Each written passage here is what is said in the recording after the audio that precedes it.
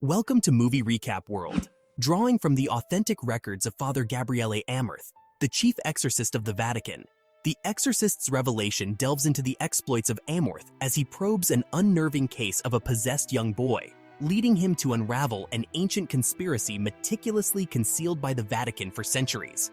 Today, we'll take a look at the movie called The Pope's Exorcist, so let's get started.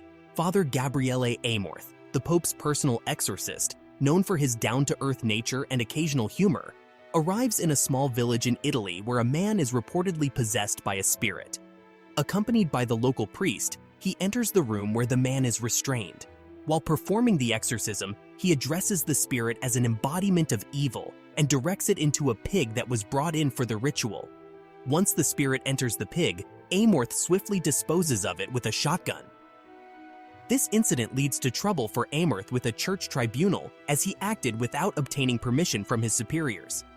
Among the tribunal members is a friendly African bishop named Lumumba, while the other is a skeptical American cardinal named Sullivan, who doubts the existence of demonic possession and questions the validity of exorcism. Amorth defends himself, claiming that he did not perform a traditional exorcism, but rather employed psychological techniques to assist the mentally disturbed man. Disgusted by the proceedings, Amorth walks out of the tribunal in frustration. Subsequently, the Pope assigns him the task of visiting a young boy named Henry in Spain, who is believed to be possessed. Accompanied by his mother, Julia, and rebellious teenage sister, Amy, Henry travels from America to Spain to claim an ancient abbey left to them by his deceased father. The father had tragically passed away in a car accident, with Henry present, and the young boy has been traumatized and mute since then. As the family arrives, the abbey's restoration workers abandon the project due to a mysterious and ominous fire.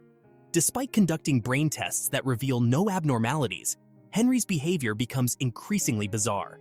Henry, now under the influence of a satanic possession, urgently requests a priest's presence.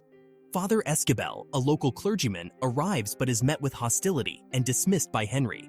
Amorth appears shortly after and recruits Esquivel as his assistant, despite the latter's lack of training in exorcism. Esquivel admits to having heard of Amorth, but confesses that he has not read any of his books, to which Amorth remarks, "They're quite enlightening." As a novice exorcist, Esquivel initially makes mistakes, including an incident where he unintentionally harms Henry while being provoked.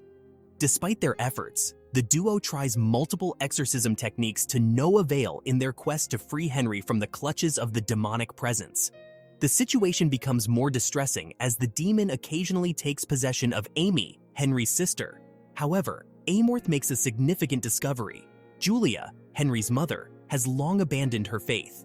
Determined to restore her belief, Amorth persuades Julia to embrace prayer as a means of finding solace and hope. Back in Rome, the Pope falls ill while studying documents related to the Spanish case and is admitted to the hospital. During his investigations, Amorth discovers a sealed-off complex beneath the abbey grounds, deemed highly dangerous due to its demonic nature. He unearths a buried truth that a key figure in the Spanish Inquisition was possessed while serving as an exorcist, allowing him to infiltrate the church and commit heinous acts under its guise. Amorth also learns that the church had concealed this information. Furthermore, he uncovers the name of Henry's demon, Asmodeus, which proves crucial for the exorcism. Amorth and Esquivel confide in each other, sharing their personal sins and traumas, ultimately seeking forgiveness from one another. Amorth carries the guilt of surviving World War II as an Italian partisan, while Esquivel admits to engaging in extramarital affairs. These confessions help them form a stronger bond, yet their attempts to exorcise Henry remain futile. They experience horrifying visions of the women they failed to help in the past. Ultimately, the exorcism succeeds when Amorth offers himself to be possessed, aligning with Henry's previous desire to destroy Amorth. Consumed by the overwhelming circumstances, Amorth reaches a breaking point and contemplates taking his own life.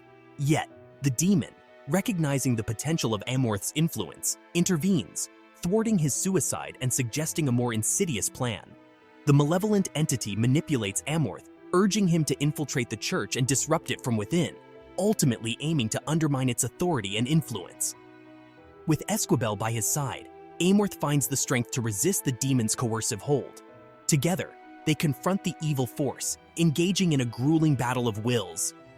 Through their unwavering determination and teamwork, Amorth and Esquivel manage to vanquish the demon, freeing both Henry and Amy from its torment. As their efforts succeed, a sense of relief washes over them. The Pope, who had fallen ill, makes a remarkable recovery, signaling a turning point in their arduous journey. Likewise, Henry begins to show signs of improvement, emerging from the darkness that plagued him.